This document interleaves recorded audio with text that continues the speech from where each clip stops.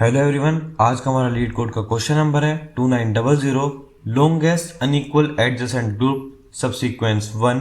ये आपका easy marked है। सबसे पहले क्वेश्चन देखते हैं क्वेश्चन क्या कह रहा है, देन एग्जांपल के ऊपर चलेंगे। You are given a string array words, हमें एक स्ट्रिंग दी हुई है जिसके अंदर वर्ड्स हैं कुछ, and a binary array groups, और दूसरे में क्या दे रखी है, एक बाइनरी एरे दे रखी है। बाइनरी एरे है तो इसके अंदर एलिमेंट्स या तो 0 होंगे या तो 1 होंगे, ठीक है। और सबसे अच्छी बात क्या है कि दोनों की जो मेरी एरे हैं उन दोनों की लेंथ n है, ठीक है। Where words of I is associated with groups of I, अगर मैं वर्ड ऑफ 0 की बात करता हूं तो मेरे ग्रुप ऑफ 0 से एसोसिएटेड है, यानी कि दोनों की जो सेम इंडेक्सिंग है वो दोनों एक दूसरे से मैच करती हैं, ठीक है। Your task is to select the longest alternating subsequence from words, हमें क्या करना है, हमारा काम क्या है, हमें सबसे बड़ी एक लॉन्गेस्ट ऑल्टरनेटिंग सबसीक्वेंस चाहिए वर्ड्स में से, ठीक है। एक जो सबसीक्वेंस है वर्ड्स की उसको ऑल्टरनेटिव हम कब कहेंगे, जब उसके जो दो कॉन्जिक्यूटिव स्ट्रिंग्स हैं वो अपनी सीक्वेंस में जो उसके बाइनरी एरे ग्रुप्स होगा वो डिफर करेगा। आगे चल के समझेंगे इसका मतलब क्या है। एग्जांपल पे आ जाते हैं, चलिए सीधा थोड़ा। अब आप यहाँ पे देखिए कि हमारे पास इनपुट में क्या वर्ड्स हैं, ई ए बी, ठीक है, और ग्रुप्स के अंदर क्या वैल्यू है, 0 0 1, ठीक है। इस केस में मेरा फर्स्ट स्ट्रिंग क्या है, सिर्फ ई है, और ग्रुप के अंदर वैल्यू क्या है, 0 है। सो इस वैल्यू को हमने अपने रिजल्ट के अंदर पुश बैक कर लिया पहली बार में। दूसरी बार में क्या था, मेरे पास अभी भी एलिमेंट 0 है, 0 एंड 0 ये दोनों ऑल्टरनेट नहीं है अभी भी, ठीक है। तो हम इस वाले कैरेक्टर को क्या करेंगे, स्किप कर देंगे, नेक्स्ट पे चलेंगे। नेक्स्ट क्या है, 1, उससे पहले क्या है था हमारे पास 0, और नेक्स्ट एलिमेंट क्या है, 1, ऑल्टरनेट हो गया, अपोजिट हो गया। सो ई के बाद आपके पास जो सेकंड एलिमेंट है जो स्ट्रिंग को हमने इनपुट में लिया हुआ है वो क्या है, मेरी बी। दैट्स वाई आपको आउटपुट के अंदर क्या मिलेगा, ई एंड बी, ठीक है। एक बार नेक्स्ट एग्जांपल और समझते हैं। यहां पे देखो, सबसे जो आपका फर्स्ट कैरेक्टर है, देखो वो तो हर बार आपका आएगा ही आएगा, चाहे कुछ भी हो जाए। जब मैं अपने फर्स्ट कैरेक्टर ए की बात करूंगा दैट इज 1, तो वो आपका आ गया। नेक्स्ट कैरेक्टर में इसके अंदर बी की बात करूंगा दैट इज 0, ऑल्टरनेटिंग है, क्योंकि 1 का अपोजिट क्या हो गया मेरा, वापस 0, फिर से आ गया। बी के बाद क्या है, सी, और 0 के बाद क्या है, 1, दोबारा से ऑल्टरनेट है, दोबारा अपोजिट हो गया 0 1, तो आपका सी भी आएगा। बट जब मैं डी की बात करूंगा तो देखो सी और डी दोनों क्या है, 1 1 है, तो एक बार में दोनों स्ट्रिंग जो है वो मेरे आउटपुट के अंदर नहीं आ सकते हैं, सिर्फ सी तक हम आ जाएंगे, ठीक है। अब देखो मैं तो समझ ही चुके हैं कि हमें करना क्या है। एक बार इसका सूडो कोड लिख लेते हैं, जिसके बाद आपको कोड करने में काफी ज्यादा आसानी होने वाली है। सबसे आपको जो पहला काम होगा वो क्या होगा, आप इन दोनों की लेंथ निकाल लो। उसके लिए हम क्या करेंगे, उसको n के अंदर स्टोर करा लेंगे, सो मेरे पास मेरी लेंथ आ जाएगी। लेंथ निकालने के बाद हम क्या करेंगे, हम एक यहाँ पे दूसरा वेक्टर ले लेंगे जो कि क्या होगा, जो मेरे आउटपुट को स्टोर करेगा, जो भी मेरा रिजल्ट है हम उसको स्टोर करते रहेंगे अपने वेक्टर के अंदर। 2 स्टेप्स मेरे कंप्लीट हो चुके हैं, ठीक है। आपने एक तीसरी उसके अंदर एक स्पेशल कंडीशन देखी होगी कि जो भी मेरे वर्ड्स का जो फर्स्ट इंडेक्स था, ठीक है, वो हमेशा मेरे आउटपुट के अंदर अवेलेबल रहेगा, चाहे कुछ भी हो जाए।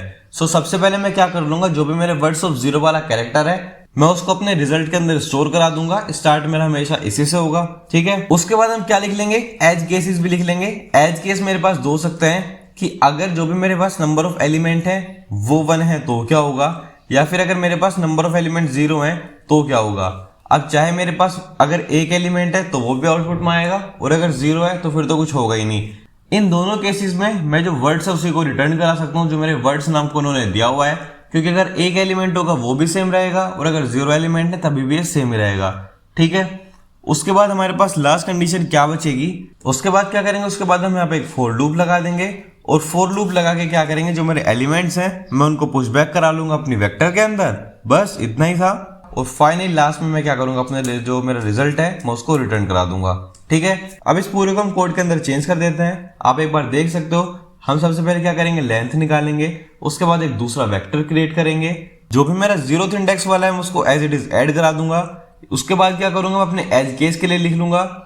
उसके बाद मैं एक फॉर लूप चलाऊंगा जिसके थ्रू मैं अपने रिमेनिंग एलिमेंट्स को इंसर्ट करूंगा, और लास्ट में फाइनली जो भी मेरा रिजल्ट है मैं उसको रिटर्न करा दूंगा, ठीक है।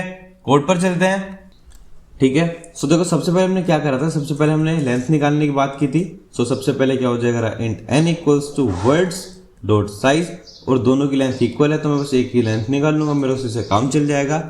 पहला काम मेरा खत्म हो गया है। उसके बाद हमने क्या बात करी थी, मैं एक दूसरा वेक्टर क्रिएट कर लूंगा।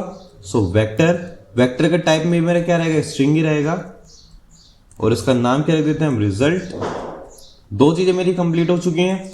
उसके बाद हमने क्या करा था, जो भी मेरा फर्स्ट वाला एलिमेंट रहेगा वो मेरा हमेशा एज इट इज रहेगा। सो अपने फर्स्ट वाले एलिमेंट को इंसर्ट करा देते हैं, result dot push underscore back. और जो मेरा फर्स्ट वर्ड था वो क्या होगा, जो भी मेरा वर्ड्स के अंदर 0th इंडेक्स पे होगा मेरा फर्स्ट वर्ड होगा, मैं उसको एज इट इज अपने वेक्टर के अंदर इंसर्ट करा दूंगा। उसके बाद हम यहाँ पे एक बार फिर भी बेस केस को एक्सप्लेन कर देते हैं कि अगर मेरी n की वैल्यू इक्वल्स टू 0 हो जाए, या फिर जो भी मेरे नंबर जो उसकी लेंथ है वो इक्वल्स टू 1 हो जाए, इस केस में मैं क्या करूंगा, जो मेरी वर्ड्स वाली वेक्टर है मैं जस्ट उसी को यहाँ पे रिटर्न करा दूंगा। ये वाला काम भी मेरा खत्म हो चुका है। उसके बाद हम क्या कर रहे थे, एक फॉर लूप का यूज कर रहे थे, that is int i equals to, ये i is less than n तक मेरी रन करेगी, I will go to plus plus, ठीक है। उसके बाद मैं क्या करूंगा, जो मेरे रिमेनिंग एलिमेंट्स हैं मैं उनको इंसर्ट कराऊंगा, बट उसके अंदर कंडीशन लिख लेते हैं पहले, अगर जो भी मेरे ग्रुप्स की वैल्यू है, ठीक है, किसके लिए, आई के लिए, अगर वो मेरी इक्वल टू नहीं होती है, किसके लिए, ग्रुप्स ऑफ आई प्लस 1 के लिए, यानी कि क्या है, दोनों ऑल्टरनेटिंग है। अगर दोनों ऑल्टरनेटिंग है तो मैं उसको अपने रिजल्ट के अंदर पुश बैक करा लूंगा। सो हो जाएगा result dot push underscore back. मैं यहाँ पे पुश करा लेता हूँ किसको, वर्ड्स ऑफ आई प्लस 1, ठीक है। देखो यहाँ पे मैं आई प्लस 1 इसलिए पुश बैक करा रहा हूँ आई की जगह, क्योंकि आई मैं ऑलरेडी यूज कर चुका हूँ पहले ही, जो मेरा फर्स्ट एलिमेंट है वो यूज हो चुका है, तो इसलिए मैं अपने नेक्स्ट वाले एलिमेंट को पुश बैक करा लूंगा, ठीक है। और बस यहाँ पे मेरा कंप्लीट हो गया।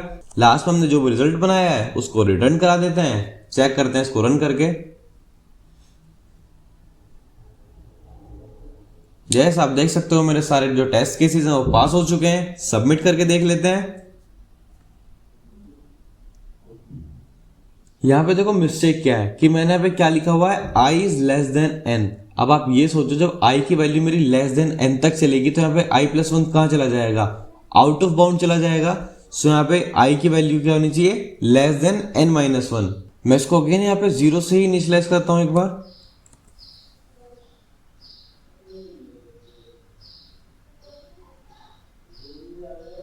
आप देख सकते हो मेरे सारे टेस्ट केस में पास हो चुके हैं, सबमिट भी हो चुके हैं। यही था हमारा आज के क्वेश्चन का सॉल्यूशन। आई होप कि आप सभी को ये समझ में आया होगा। चलिए अब हम भी मिलते हैं अपने नेक्स्ट क्वेश्चन में। Till then keep coding, keep practising.